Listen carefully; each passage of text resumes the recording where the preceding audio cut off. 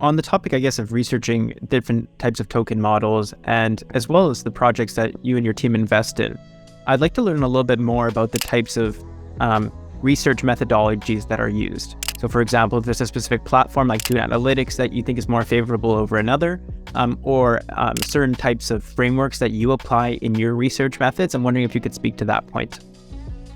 Yeah, I think everybody in our team has different approaches to researching. Ultimately, it depends on how you, I guess ultimately depends on the topic.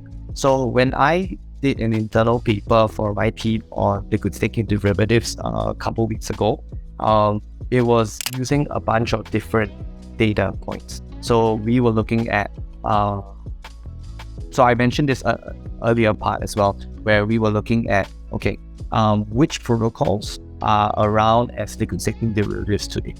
And to be able to see that, we needed to scan through, let's say, a platform like DeFi Llama, where we look at the number of liquid staking protocols, what the TVL is, and essentially going into each of them and then looking at their token model to understand what is the underlying liquid staking derivative that's involved. When I say that, it's I'm referring to like your staked ETH for Lido, your RETH for Rocket Pool, and you have a few different other protocols. And then also looking at the native governance token. So if I'm looking at Lido, I want to understand the LDO token. If I'm looking at Rocket Pool, I want to understand the RPL token. If I'm looking at Frax, I want to understand their FXS token, right? So there are two different ways to look at it, and most of it is like understanding the protocol itself. I didn't, and I also ended up using Dune because they had a bunch of very, very useful dashboards that told me how many ETH is currently staked with the Beacon chain today. So we were looking at like 15%, if I recall correctly. At least that was the case back then. And then within that 15%, how is that distributed across the different liquid staking derivatives? But that's just one segment of it. There's also centralized players like Coinbase, Binance, and these are your sectors that offer staking services. And then you have your third-party node operators like Sigmund, DSRV, Block Payment. These are big folks that take your liquid staking. So there are many different areas, and with Dune, I was able to dissect that. Even though I don't know coding myself, but because there are already dashboards available in a very readable format, I was able to pull out some of these key insights. Yeah. And when you're performing this research and you're having these conversations with your coworkers, how does that conversation usually look like? Is it usually a collaborative effort? Is it more of an individual effort? And what does that look like? Yeah. So depends. In this case, the research was prepared by myself, and then I shared it with the rest of my team over a 1-hour session. And this was in person, where while we have folks based in US, we have folks based in Singapore, we have folks based in Thailand, and folks based in Seoul. We all flew in together for an investment team offsite, and it was during that offsite where I shared this with the rest of my team. Otherwise, on a day-to-day basis, it would have been over a Zoom call where we do like a 30-minute, 45-minute presentation, and then we take the last 15 minutes to dish out Q&A for each other. So when we look at research, we actually come up with a little calendar where on a weekly basis, we have one of us presenting this to the rest of the team. And when I say this, it could be a protocol, it could be a token, it could be an ecosystem, it could be a narrative.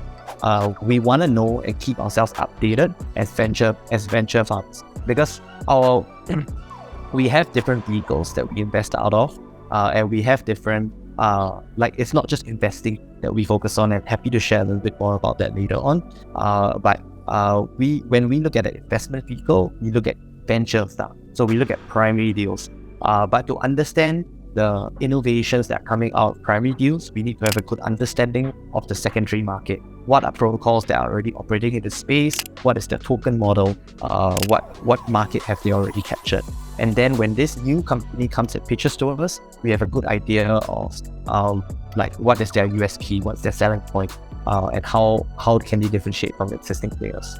Mm-hmm. And so when it comes to, for example, different projects, sending you slide decks or sending your team slide decks, is this a primary part of your primary role? Is this something that you do alongside the team, or or is it something a little bit different as an associate/research role? Yeah. Great question. I think that when it comes to deal sourcing, it's always a very tricky thing because as a fund that's been around for about 6 years, deal flow isn't a problem, but it's about deal filtering, like making sure we land on the right deals to spend a lot more time on. And that's something that we are also working on in terms of how well can we filter this. Like if we look at a pitch deck, and it comes to and let's say 5 pitch decks come out in like a week. Sometimes it's more than that, like 8 to 10 in a week. How then do we pick the 1 or 2 that we focus a bit more on? And ultimately, I think it also depends on who has passed us that pitch deck. I think we found that a lot of those that come through LinkedIn are not very great. But if you know one of us directly, that helps a lot. So it could be from a referral from a friend that's already looking at this deal. It could be from a fund that's already committed to this deal and looking for follow-ons. Then that's something, especially if it's a fund that we have co-invested with, or it could be something that we are spending a lot more time on is going to developer conferences. So in December, I was a judge for East India, where there was, if I recall correctly, there was 1,500 developers at a 2-day hackathon, so 48 hours of pure hacking and then 12 hours of pitching. So there were 1,500 developers in a massive conference hall, and all of them eventually made up to about 300 different teams, so 300 different pitches. And I was on a booth. There were 20 other booths out there where we spent about 6 hours just going back and forth with many of these pitches. So we are spending a lot more time going down on the ground to find out a lot more about what early developers are building. What are they looking at that we are not seeing? Because they are the ones that are doing things from origination, right, from scratch, growing ground up. So they know a lot more than us, as we perhaps are looking from a top-down perspective, where we see certain narratives, we hear certain narratives, and then we kind of look for certain companies. But if we know, if we go on the ground and we speak to what developers are excited about, maybe we can help them scale beyond.